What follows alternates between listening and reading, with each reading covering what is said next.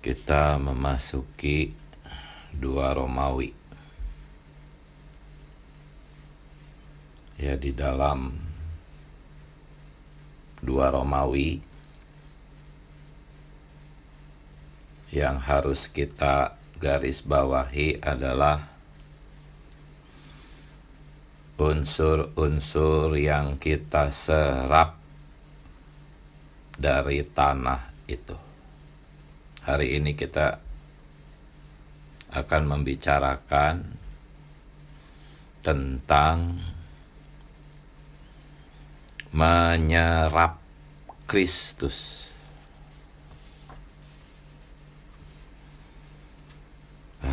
Tuhan Yesus.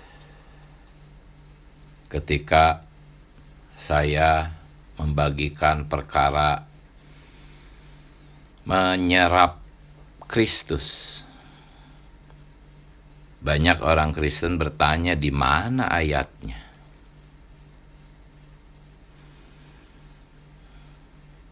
Di mana ayatnya? Mereka keheranan. Inilah kedangkalan orang-orang Kristen. Kalau saudara-saudari ditanya di mana ayatnya menyerap Kristus,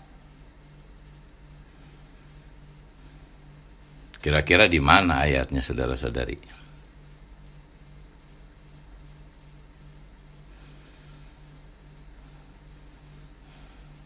Ayatnya tuh banyak, saudara-saudari.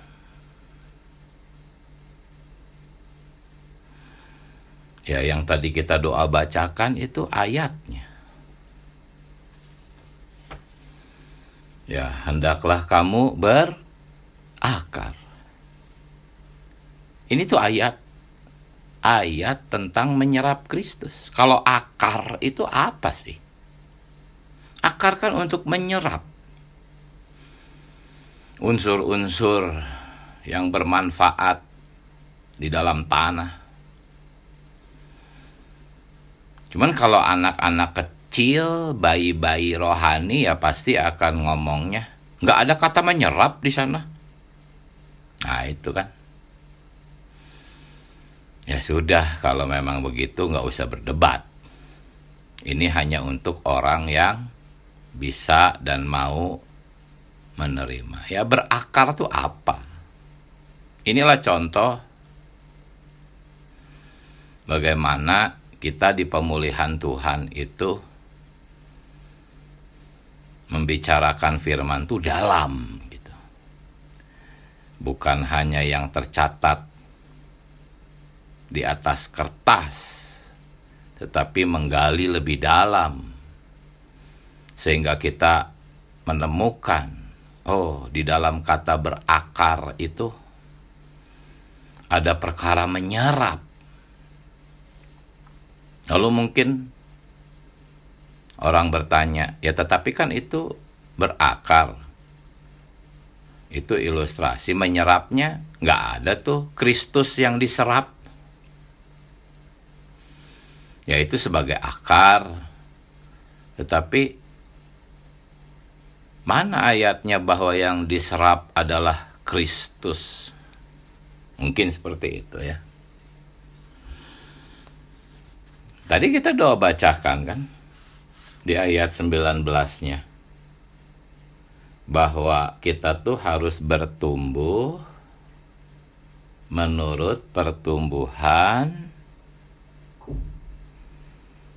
Nah, itu sebetulnya di teks aslinya itu tidak ada frase yang berasal dari, itu nggak ada, itu frase yang berasal dari, nggak ada. Mungkin penterjemah LAI bingung dan menambahkan frase ini karena menurut teks aslinya bertumbuh menurut pertumbuhan Allah. Pertumbuhan Allah. Nah, kalau kita bagikan ini, nanti ada orang-orang Kristen, kamu mengubah-ngubah ayat. Itu kan pertumbuhan yang berasal dari Allah. Ya, itulah perlunya kita mengenal teks aslinya. Harus ada kamus-kamus yang kita miliki, itu bisa di-download, itu gratis. Ya. Ada banyak aplikasinya.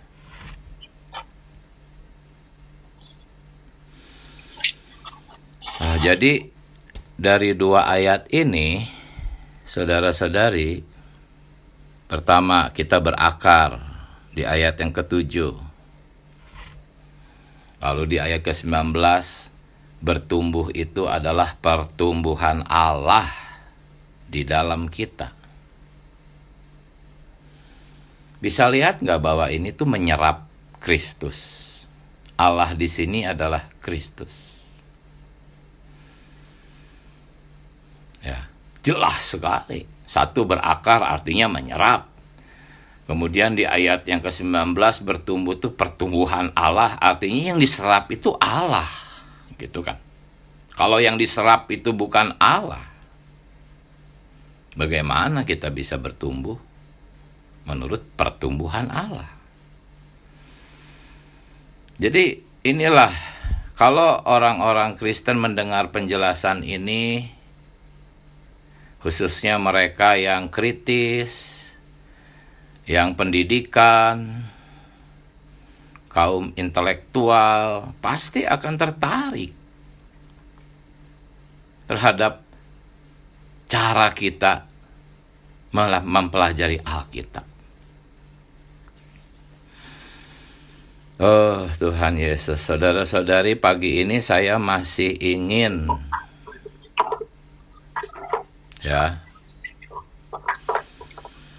Tuhan Yesus, pagi ini saya masih ingin fokus atau memperhatikan Kolose 2 ayat 8. Ya, di judul besarnya kita tuh diberi referensi Kolose 2 ayat 6 sampai 15 dan ayat 19.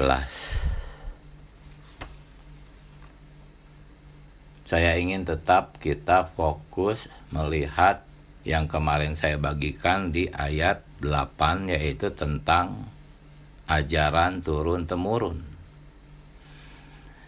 Tetapi di ayat 8 itu sebetulnya ada 2 hal. Pertama, ajaran turun-temurun. Yang kedua adalah roh dunia. Kalau membaca teks aslinya, roh-roh dunia itu sebetulnya maknanya adalah unsur-unsur dunia. Jadi kemarin kita sudah membahas betapa bahayanya ajaran turun-temurun itu dapat menggagalkan pahala kita. Ajaran turun-temurun yang kita bahas kemarin adalah suatu ajaran yang bersifat tradisional. Tradisional itu tradisi, ya, turun-temurun. Tetapi tidak sesuai firman. Ya, misalnya tentang keselamatan. Oh, percaya Tuhan Yesus, kamu selamat, aman, sudah. Hari ini tunggu saja Tuhan datang. Ya, hidup saja melayani Dia baik-baik, berbuat baik, meninggal dunia, atau Tuhan datang.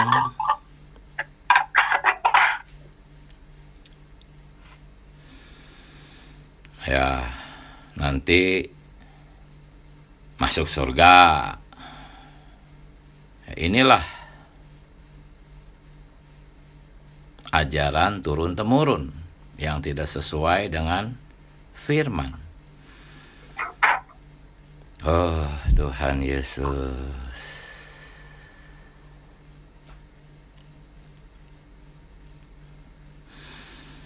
Ya, coba diperhatikan mic-nya ya. Ke open terus itu. Amin. Oh Tuhan Yesus, ikut penyegaran pagi itu kita perlu fokus, saudara-saudari. Jangan tergesa-gesa, ya, duduk, diam, tenang, perhatikan, ya. Jangan fokus ke hal-hal lain, agar kita mendapatkan Kristus yang kita serap, ya. Nah, kemudian yang kedua, selain ajaran turun-temurun adalah unsur dunia. LAI-nya tuh roh-roh dunia, tapi sebetulnya itu unsur dunia. Ini juga akan menggagalkan pahala kita. Saudara-saudari, saya sedang membahas ayat referensi dari minggu ke-8 ini ya. Penting ini untuk kita memahami perkara Kristus sebagai tanah permai. Kita tidak kekurangan di sana dengan menyerap Kristus. Kalau ajaran turun-temurun yang kemarin kita bahas itu tidak sesuai dengan firman. Tetapi unsur-unsur dunia ini adalah sesuatu yang sesuai dengan firman, hanya dangkal gitu. Ya, sebab kata unsur-unsur dunia ini yang LAI-nya roh-roh dunia itu sebetulnya diterjemahkan sebagai asas-asas pokok di dalam Ibrani 5 ayat 12 dan Ibrani 6 ayat 1. Di sana ada kata azas pokok. Itu kata Yunaninya tuh sama dengan roh-roh dunia atau unsur-unsur dunia. Ya, jadi Kolose 2 ayat 8 tuh mengatakan hati-hatilah. Hati-hatilah terhadap apa? Terhadap dua hal. Bukan terhadap ajaran bidah. Ya. Tetapi tetap ajaran turun-temurun dan ajaran asas-asas pokok. Wah, apa ini? Kita disuruh berhati-hati bukan terhadap ajaran-ajaran sesat. Yang sekarang mungkin sedang ramai lah, Kristen progresif lah, saksi Yehova lah. Banyak ajaran sesat. Itu tidak akan menggagalkan pahala dari kita orang-orang Kristen yang menuntut. Itu kalau musuh tuh ajaran-ajaran sesat kayak gitu tuh, musuh tuh ibaratnya sangat enteng lah musuhnya itu. Baunya kecium langsung gitu. Tetapi Paulus di dalam Kolose 2 ayat 8 berkata, hati-hatilah jangan sampai pahalamu itu digagalkan oleh dua hal. Ajaran turun-temurun atau ajaran tradisional ya, yang umum, yang diakui oleh kekristenan garis utama, yang sebetulnya tidak termasuk ajaran sesat tetapi tidak sesuai dengan firman. Yang kedua hari ini saya mau membagikan yaitu juga adalah tentang ajaran tentang asas-asas pokok.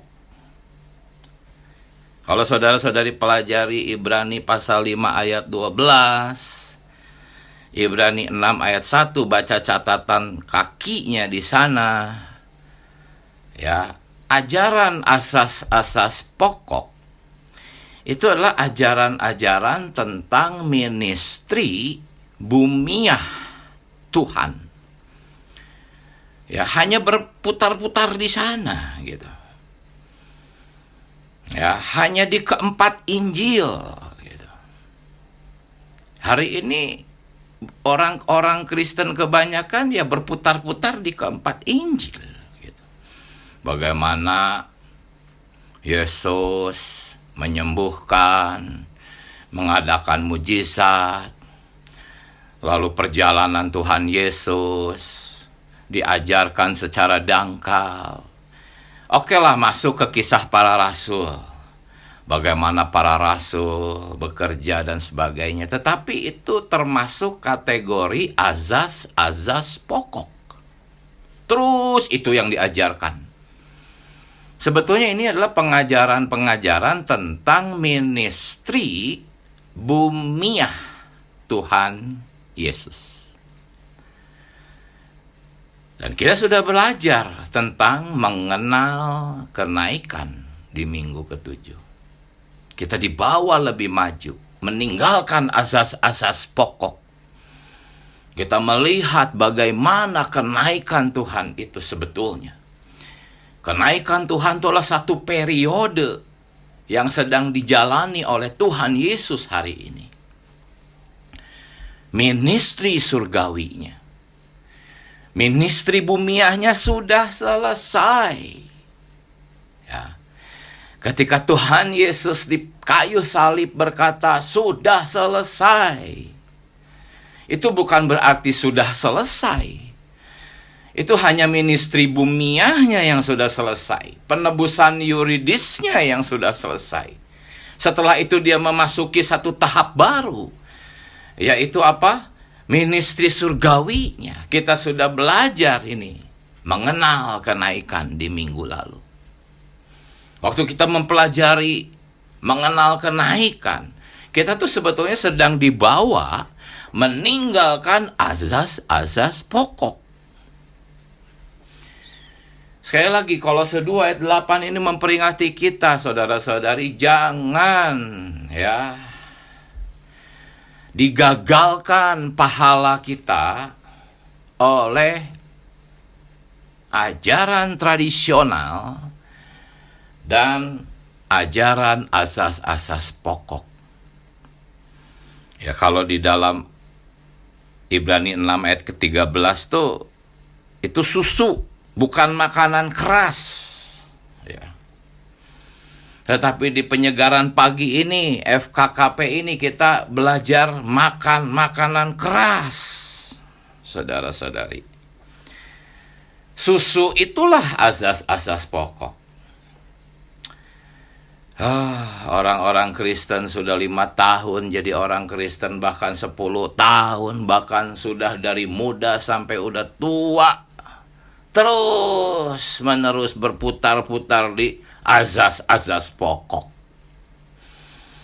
Bagaimana tentang keselamatan, Tuhan mati di kayu salib, menyelamatkan, percaya kepada Tuhan, tentang keselamatan yang dangkal, hanya berputar-putar di aspek yuridis. Mereka tidak mengenal keselamatan organik. Itulah contoh azas-azas pokok. Terus berputar. Ya, akhirnya gagal menerima pahala. Iblis ingin ini terjadi supaya kuota para pemenang yang matang dan bertumbuh melalui makan makanan keras tuh terus tidak tercapai kuotanya. Sedangkan Tuhan Yesus sedang terus menambah para pemenang sampai mencapai kuota agar dia bisa datang kembali.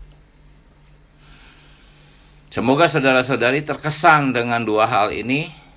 Inilah yang direferensikan oleh minggu ke-8, Kolose 2, 6 ayat sampai 15 dan ayat 19. Itulah sebabnya kenapa ketika kita berkata, "Hei, orang-orang Kristen, kalian harus menyerap Kristus. Kristus itu harus kita serap. Kalau Anda berdoa, itu harus menyerap Kristus." Jangan fokus kepada permintaan-permintaan doa Anda. Fokuslah kepada menyerap Kristus. Tidak masalah, doa-doa kita tidak dikabulkan, nggak masalah. Yang penting doa-doa kita menyerap Kristus. Wah, langsung mungkin ya. Mana ayatnya menyerap Kristus? Nah, itu respon-respon kayak gitu karena mereka itu terjebak di dalam ajaran azas-azas pokok dan ajaran turun-temurun, tradisional, tradisi yang diwarisi dari turun-temurun itu. Dan Kolose pasal 2 ayat 8 itu akhirnya ajaran-ajaran kekristenan yang hanya di sana terus berputar-putar itu menjadi filsafat yang kosong. Itulah sebabnya motivator-motivator sekarang jadi pengkhotbah-pengkhotbah yang digemari. Ya, keren-keren penampilannya, tampan-tampan, kata-katanya begitu memukau, padahal itu filsafat yang kosong. Ya, jangan berpikir kalau orang mengkhotbahkan filsafat itu tidak bisa dari Alkitab. Bisa, Alkitab bisa dikhotbahkan dengan filsafat yang kosong. Bahkan Tuhan Yesus disebut-sebut, tetapi ajarannya tidak mengandung Kristus. Ya, kata filsafat yang kosong. Kosong di sini artinya tidak mengandung Kristus. Sedangkan Kolose 2 ayat 8 itu berkata, ya, apa? Hati-hatilah supaya jangan ada yang menawan kamu dengan filsafatnya yang kosong dan palsu. Kalau khotbah-khotbah yang tidak mengandung ekonomi Allah, tidak ada pemikiran tentang penyaluran Kristus, bagaimana Kristus harus bertambah di dalam diri kita, bagaimana kita harus menyerap Dia.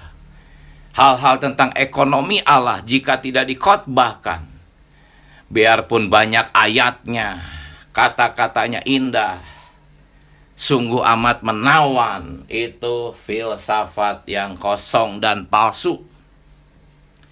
Yaitu apa?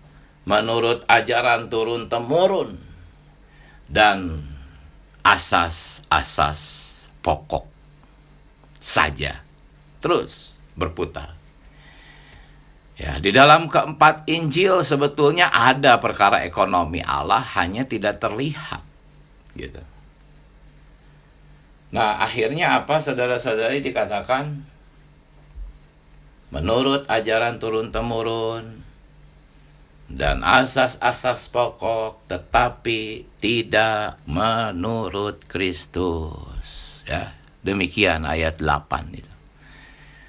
Tidak menurut Kristus. Kita boleh tambahkan tidak menurut unsur Kristus. Karena Kristus ini harus kita bandingkan dengan unsur-unsur dunia atau roh-roh dunia. Catatan kakinya tuh unsur-unsur dunia. Kalau itu adalah unsur-unsur dunia, artinya Kristus di ayat ini pun adalah sebuah unsur, gitu kan? Jadi seolah-olah di dalam Kolose 2 ayat 8 ini Paulus berkata, jangan tertawan oleh ajaran unsur-unsur dunia, tetapi tidak menurut unsur-unsur Kristus. Bisa ya, bisa kita pahami seperti itu. Inilah cara kita mempelajari Alkitab. Jadi saudara-saudari, lupakanlah situasi Anda, ya, garis besar B2. Lupakan situasi Anda, lupakan kondisi Anda, lupakan kegagalan Anda, kelemahan Anda. Jangan terus diingat. Orang yang hanya memperhatikan situasi, kondisi, kegagalan, kelemahan, itu sebetulnya orang buta. Padahal semuanya itu hanya bisa diatasi oleh menyerap Kristus. Jadi kalau Anda terus-menerus melihat kepada situasi Anda, kelemahan Anda, penyakit Anda, sedih, mengeluh, ya mana bisa saudara-saudari menyerap Kristus. Itu jebakan musuh. Lupakan. Luangkan waktu. Sudah.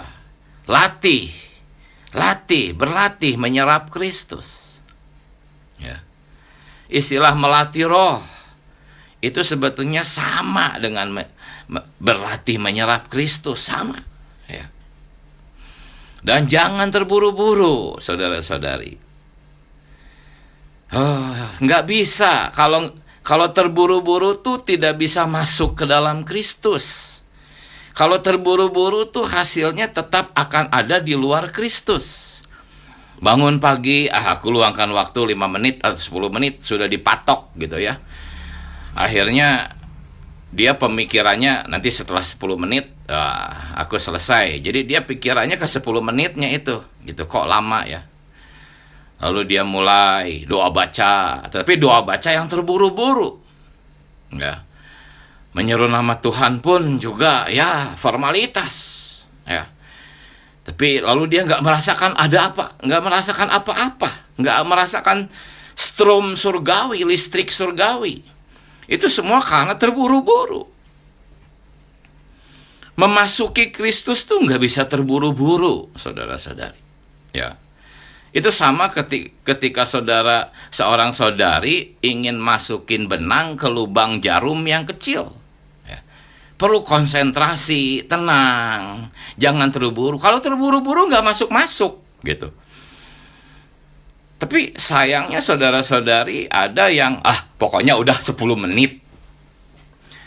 Kan kata saudara penatua juga, yang penting luangkan waktu 10 menit juga boleh. Ada yang 15 menit. Yang penting sudah lewat 15 menit. Padahal 15 menit itu dia lakukan secara terburu-buru. Tidak berkonsentrasi, ya nggak masuk hasilnya. 15 menit itu mubazir, ya, benang itu belum masuk ke lubang jarum, itu belum, gitu. Tetapi dia merasa sudah penyegaran pagi. Nah, ini tertipu ya. Saudara-saudari, puji Tuhan, semoga kita bisa semakin terus rela berlatih menyerap Tuhan, mengosongkan diri, agar Tuhan bisa masuk lebih banyak setiap hari. Amin. Mari, masih cukup waktu, bisa saudara-saudari berbagi nikmat. Puji Tuhan, silahkan. Silahkan, langsung jadi yang pertama. Amin, silahkan saudari Hani. Amin. Puji Tuhan. Terima kasih ya untuk inian FKKP hari ini. Ini sebagai satu yang mengingatkan, menegur gitu ya, kehidupan kerohanian saya, untuk lebih sungguh-sungguh gitu ya, lebih memberikan waktu yang sungguh-sungguh untuk dapat menyerap Tuhan. Sungguh saya sangat terberkati dengan inian hari ini ya, sharing hari ini. Itu seperti suatu teguran, suatu nasihat, kembali disegarkan, diingatkan untuk jangan main-main ya, di dalam perenungan kita yang kita bersekutu dengan Tuhan. Banyak yang dapat yang saya dapatkan ya dengan pagi ini, biar itu menjadi permulaan yang baru di dalam belajar, bertumbuh dan menyerap Tuhan. Itu aja. Terima kasih. Setiap hari ditegur, dibersihkan, dengan air dalam firman. Terima kasih. Amin. Puji Tuhan. Tuhan Yesus. Silahkan saudara-saudari yang lain. Amin. Tuhan Yesus.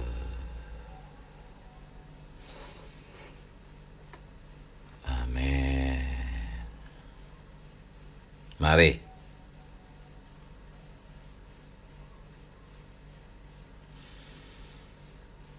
Tuhan Yesus. Amin. Amin. Puji Tuhan. Amin. Amin. Puji Tuhan ya. Pagi ini saya diterangi yaitu menyerap Kristus ya. Perlu terus berlatih menyerap Kristus. Dari tadi yang diuraikan oleh saudara, bagaimana kita perlu berakar ini tentu kan menyerap Kristus, tidak boleh tergesa-gesa dan perlu mengosongkan diri ya.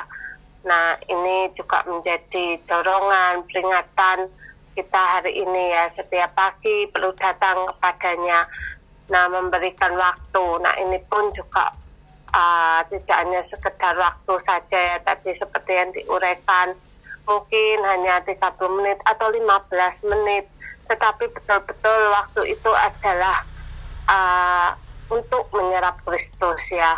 Terkadang dalam pengalaman ya, seringkali juga seperti tadi yang diuraikan, terburu-buru atau hanya mematok 15 menit atau 10 menit.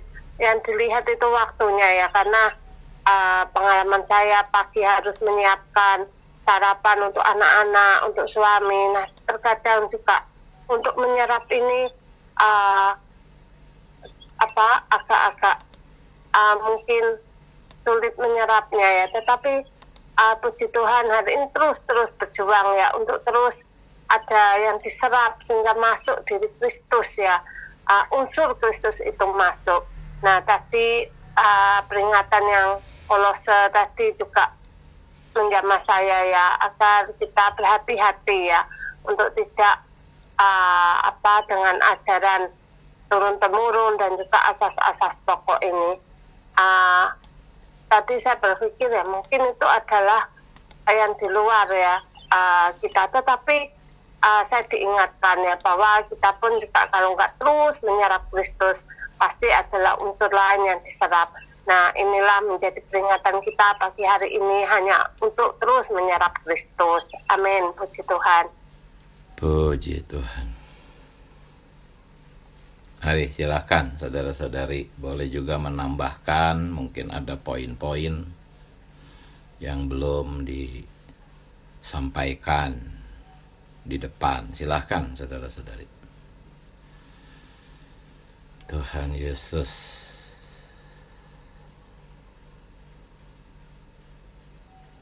Amin. Mari. Amin. Amin. Silahkan saudari Marlin. Amin. Ya. Puji Tuhan ya, saudara-saudari, kita bersyukur ya bahwa perkara menyerap, perkara makan minum Tuhan, saya pun pribadi bahwa saya hanya dapat di dalam pemulihan, di dalam penghidupan gereja. Nah, memang perkara ini sangat banyak tertutup untuk kekristenan yang ada hari ini, terutama kekristenan tradisional ya. Cuman saya menengadah di hadapan Tuhan di saat saya membaca pagi ini mengenai FKKP, Tuhan belas kasihani saya. Di saat malam hari pun saya datang di hadapan Tuhan, merenung, Tuhan sepanjang hari ini seberapa banyak saya menikmati dirimu, seberapa banyak waktu yang tercurah di hadapan Tuhan. Sepertinya sangat banyak yang terbuang-buang, tapi Tuhan pimpin, semoga di dalam setiap hal ini terus berlatih ya. Tuhan terus dapatkan latihan saya lebih banyak lagi, mempunyai waktu banyak menyerap Tuhan. Tuhan Yesus, semoga Tuhan membelas kasihani. Amin. Puji Tuhan. Amin. Amin. Ya, Ya, puji Tuhan.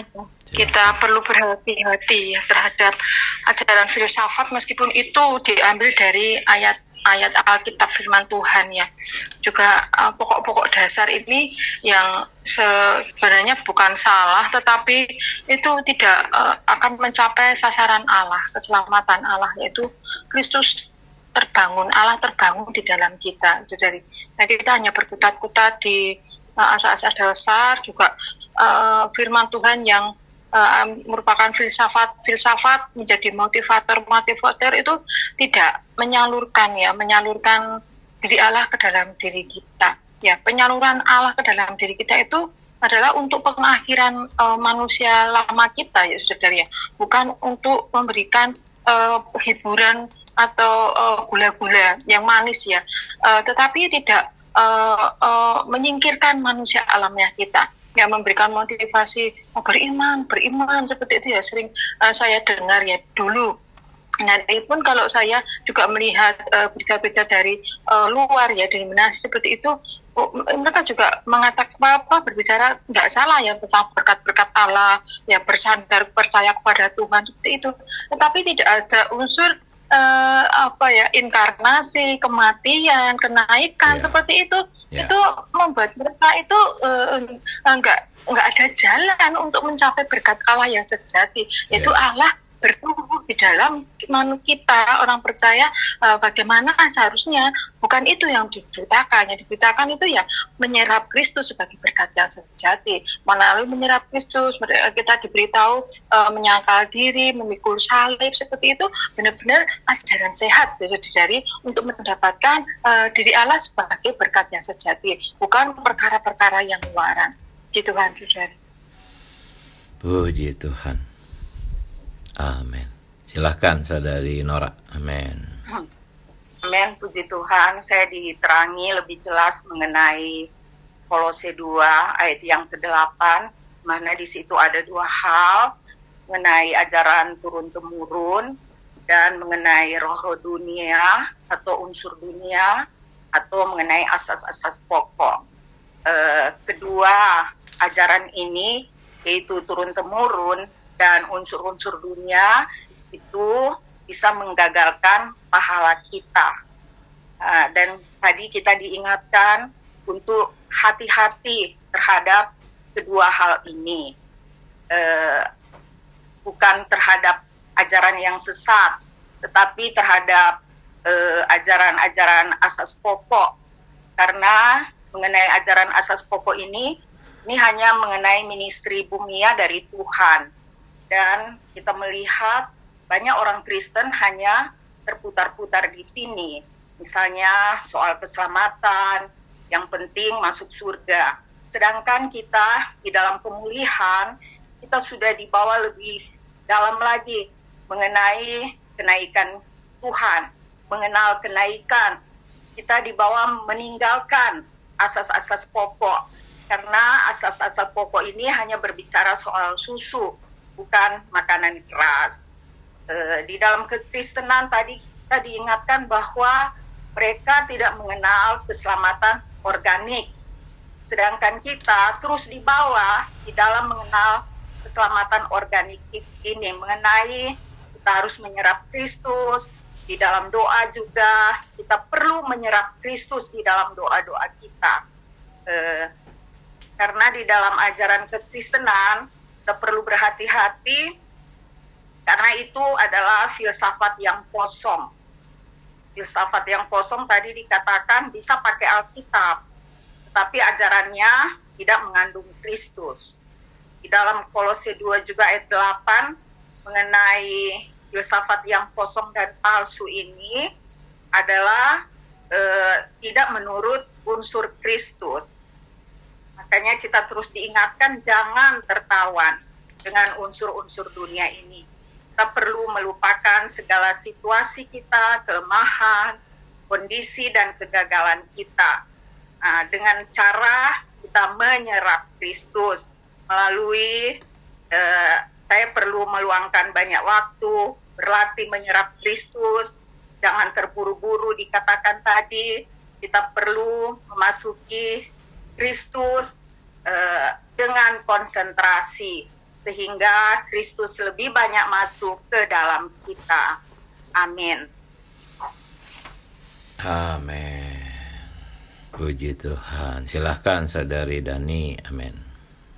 Puji Tuhan ya, ketika saudara memberitahu bahwa kita yang penting adalah menyerap Kristus di dalam doa kita, bukan perkara terjawabnya doa kita, karena memang kita tidak tahu apa yang menjadi kebutuhan kita yang baik untuk kita, tetapi di dalam menjamah Tuhan ya, ketika berdoa itu sungguh luar biasa, karena itulah saatnya kita jangan buru-buru yang menikmati Tuhan saja.